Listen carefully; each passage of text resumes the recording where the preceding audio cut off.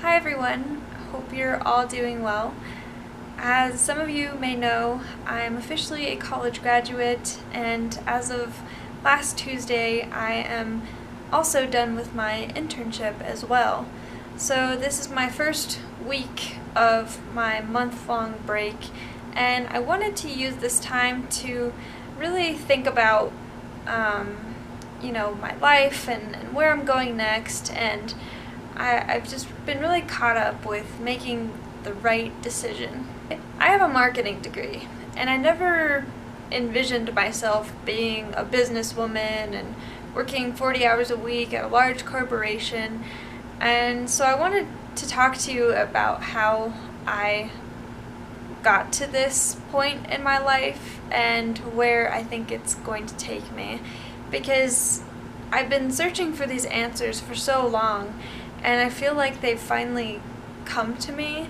And I've been reading a lot about Myers-Briggs and functions and Enneagram and my type, and I've just been sort of wishing that I could just read one more Enneagram article or one more book and just kind of have an aha moment from that content in hopes that it will help me figure out the right decision in my life. What I haven't really done is taken a step back and analyze past experiences and how those experiences have shaped who I am today and the person that I'm becoming. Before I jump into that, I'll tell you how I ended up with a marketing degree. I've said it before that I believe individuals and families take on roles. And my little brother had a lot of troubles going on in high school, and so I saw the stress that he was putting on my parents, and this really pushed me towards being the easy child, or somebody that my parents just didn't have to worry about and that they could speak highly of to their friends and coworkers, because I just saw the stress on my parents, and I felt like that was needed at the time. And so when I got to the end of high school, I honestly had no idea what I wanted to do, but I enrolled in a community college anyway, and I thought the only stable interests that I have or passions that I have that I could bring into a career is something involving teaching or psychology. I was either going to be a literature or a Spanish teacher because I loved learning Spanish at the time and I loved the culture. So I wanted to either be a teacher like that, or I wanted to do something in psychology, become a counselor or a therapist or something along those lines. Now, my dad is an ENTJ, and he's a very successful electrical engineer who's had a booming career, and he's very successful. And so at first he was pretty supportive of me going into college wanting to be a teacher. And then as time wore on, he was trying to give me some fatherly advice and guidance, and telling me that being a teacher, not only will I not make very much money, but it would just limit my opportunities, and same for psychology. If I have a psychology degree, what can I really do with that unless I get a master's or a doctorate degree? And me being the successful daughter that I wanted to be, I really took my dad's advice and just went into this direction of business. Marketing seemed like the only thing that would allow me to use my interest in human behavior and writing and creativity. I felt like I could use all those passions with a marketing degree versus really anything else. And so I, decided okay, I'm gonna do marketing.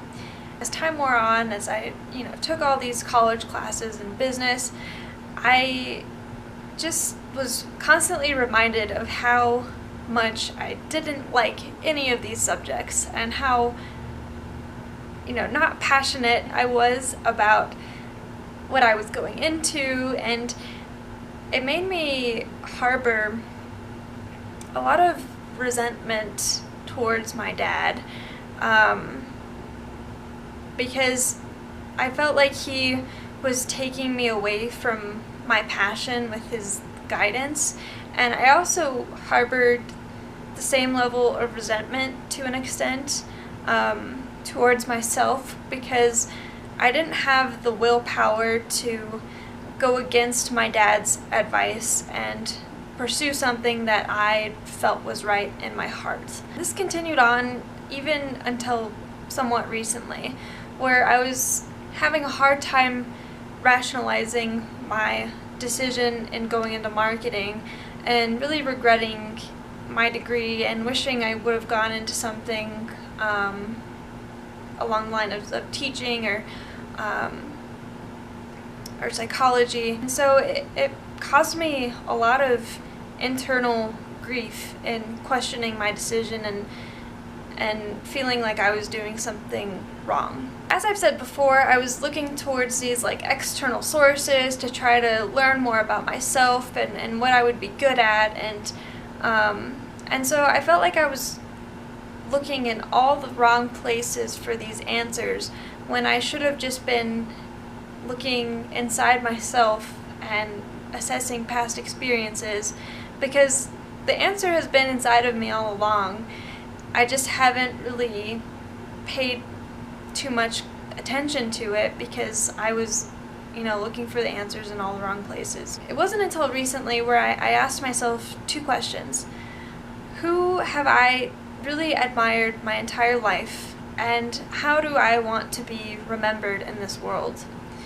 Growing up, I never really had an adult influence or mentor besides my parents, and I felt like that was something that I was really missing, because I lived in Georgia and all my parents or all my family members lived here in Colorado, and I never had any sort of godparent or family friend that I could really speak to on a regular basis and ask for guidance. To fill this void I felt like I had inside of me, I turned to my teachers to fill that gap in my life. I've just always been really fond of being around teachers and the idea of being the facilitator in the classroom and writing my own tests, and there was just something about it that just really was intriguing to me. Of all the teachers that I've had in my life, there have only been a handful of them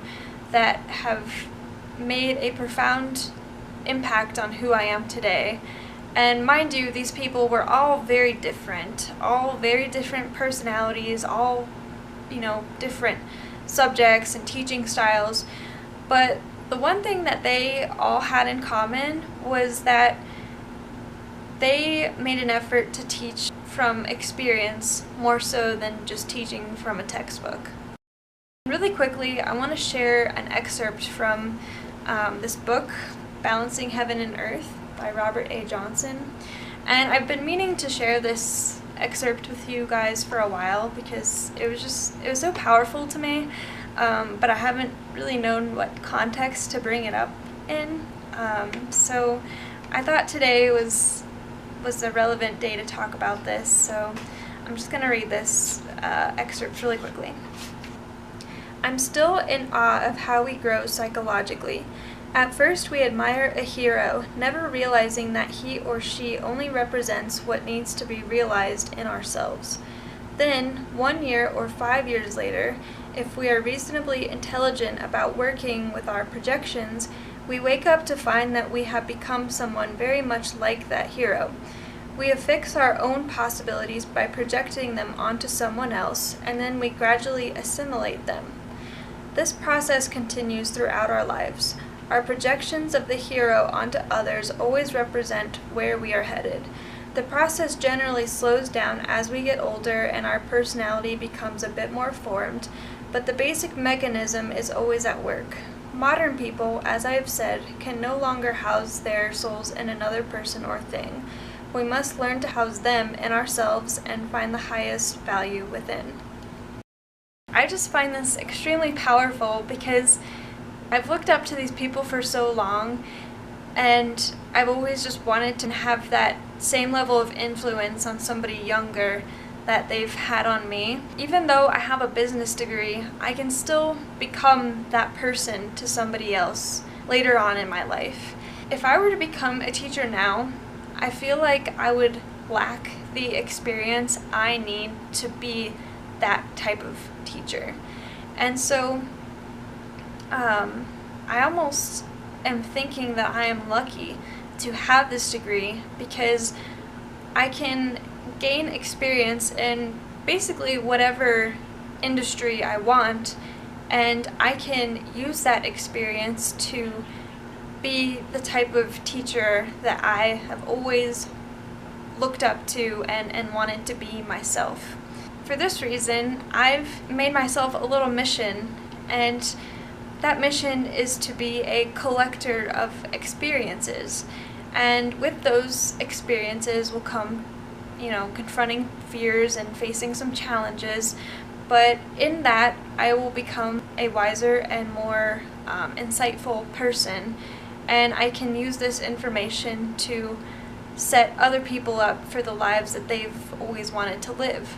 That's just how I want to be remembered. And so I would advise you to look at your own situation and apply the same logic. And I can't change that I have a marketing degree and that I'm not 100% passionate about business, but I can definitely change my perspective on it and know that the people that I meet, the places that I go, and the challenges that I encounter are only going to make me stronger and wiser and able to teach through those experiences rather than teach from a textbook because it would be my job. So even if I don't become a teacher until I'm like 40 or 50 years old, right now I'm in the collection mode, and I need to collect experiences in order to be the best teacher or maybe even counselor that I can be. I also would like to end with one final quote that I actually heard today from Mike Rowe. It was from this video called "Don't Follow Your Passion," and I found it to be extremely motivating and interesting as well. But at the end of the video, he says, "Never follow your passion, but always bring it with you." Although I'm not following my passion right now of, teaching or counseling people, it's a gift that still is very much alive inside of me that will make me successful no matter what field or job I end up in. And so I just wanted to share those insights with you guys, and I hope that you found as much value in those lessons that I've found in them. Yeah, so I appreciate your support and all your awesome comments, and hopefully I will speak to you guys very soon.